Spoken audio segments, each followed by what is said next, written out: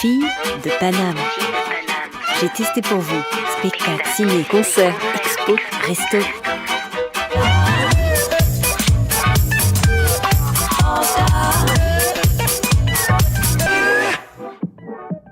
Alors je suis avec Philippe et Sébastien. Salut. Qui jouent dans le spectacle Gutenberg, le musical, Ouais.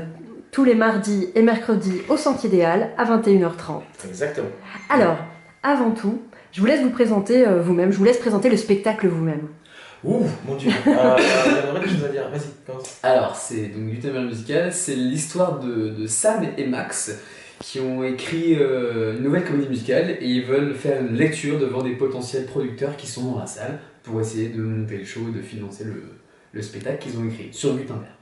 Et alors, vas-y. Voilà, et donc comme ils ont pas un bal et qu'ils engagent un pianiste un peu à la dernière minute et ils vont jouer tous les personnages, ils vont jouer tout leur spectacle. Il y a un spectacle prévu pour les grands théâtres, pour Mogador, pour Bordeaux. Et ils vont, avec les moyens du bord, un carton et quelques casquettes, jouer tous les personnages de leur spectacle pour essayer de convaincre ce fameux producteur en espérant qu'il soit là et qu'il leur donne beaucoup d'argent. Comment vous est venue l'idée d'adapter cette pièce?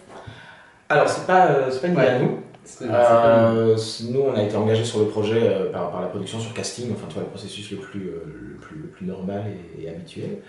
Et c'est Baptiste Delval qui a fait l'adaptation, qui avait déjà bossé avec l'équipe. Ouais, parce qu'on avait fait monter nos spectacles, mais du coup c'est la même équipe donc c'est Nicolas Guimino à la mise en scène qui était aussi c'est lui aussi qui voulait monter le projet avec Laurent Jarengo.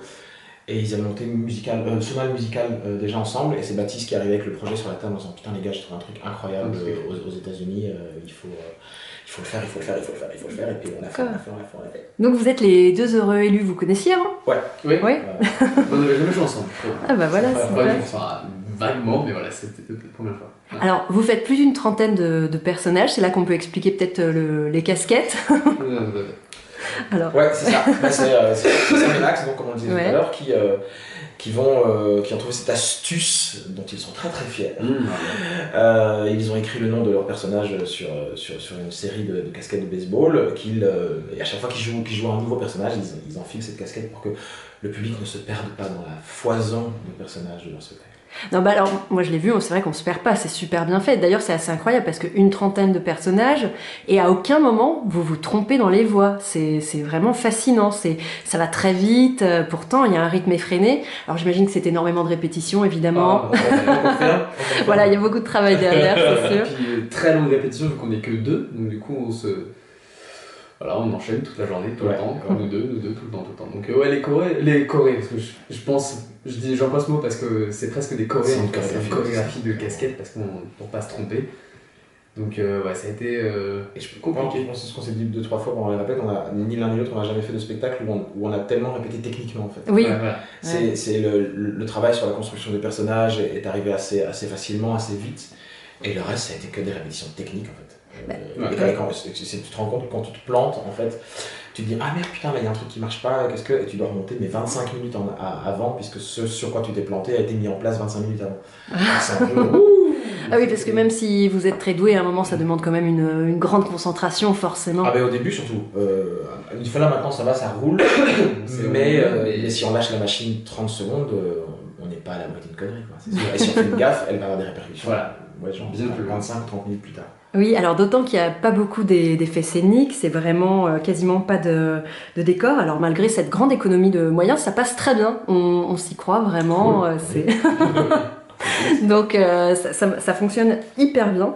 Et puis surtout, on a l'essentiel, c'est-à-dire des textes remplis d'humour et des belles chansons. Donc, c'est super bien écrit, vraiment. C'est un beau cadeau. C'est un vrai bon cadeau. Et donc, alors c'est pas vous qui avez fait la mise en scène, mais c'était vraiment un parti pris auquel il tenait. Vous en savez plus, j'imagine. Sur l'économie de moyens. C'est l'essence même du show. De Sam et Max qui n'ont pas d'argent. C'est complètement l'essence du show. C'est le show est vendu. La mise en scène est complètement libre. Chaque auteur, chaque metteur en scène qui décide de reprendre le spectacle peut l'adapter un peu comme il veut et faire ce qu'il veut. Mais les auteurs imposent dans la vente de leur spectacle. Donc Scott Brown et Anthony King qui sont les deux auteurs du spectacle. Les casquettes, le carton. Et c'est tout, c'est quasiment des cartons. Ce serait assez contradictoire sinon avec le... Ça n'a pas de sens. Oui, tout à C'est fait. vraiment cette histoire de... Mais en tout cas, ça fonctionne vraiment très bien, c'est assez impressionnant. Et alors, qu'est-ce que vous diriez pour qu'on vienne vous voir, pour donner envie de venir vous voir? D'abord que c'est très bien déjà. Voilà. Non, surtout que c'est un truc dont on se rend compte parce qu'on commence à l'avoir joué maintenant, là je vois à Avignon et tout, donc on commence à avoir du recul sur le spectacle. Et le retour qu'on a, un des plus gros retours qu'on a sur le spectacle, c'est que c'est un spectacle qui plaît autant aux gens qui sont fans de comédie musicale qu'aux gens qui ne sont pas fans de comédie musicale au départ. Parce que c'est vraiment un objet théâtral, donc les gens qui sont fans de théâtre vont trouver leur compte. Le spectacle est très joué, c'est hyper léger, et les gens qui sont fans de comédie musicale vont prendre autant de plaisir à venir nous voir, parce qu'il y a plein de codes, il y a plein de private jokes, plein de trucs un peu partout dans le spectacle que tu captes quand tu es vraiment fan de comédie musicale. Et je me permets de dire que vous chantez très bien aussi. Voilà, Merci. je le rajoute. Et en plus, c'est un spectacle drôle. Voilà, c'est vraiment drôle, bourré d'humour, avec plein de personnages qui sont très marqués, qui du coup font rire aussi. Donc, mais grave, et il y a un côté clownesque dans ces deux personnages, voilà, Sam et Max, c'est vraiment, c'est vraiment un Auguste et un clown blanc qui se dépatouille et qui joue tous ces personnages. Et ça fait bien un spectacle un peu léger pour voilà, c'est ça qu'il faut pas qu'on oublie, c'est une comédie musicale, c'est une humoristique. Voilà. C'est très drôle pour le dire comme ça. Comédie musicale humoristique. Ben voilà, parfait. Eh ben merci beaucoup. On rappelle donc que vous êtes au Centre Idéal tous les mardis et mercredis à 21h30. Exactement. Et on vous remercie beaucoup, Gutenberg, le musical. Merci. Merci.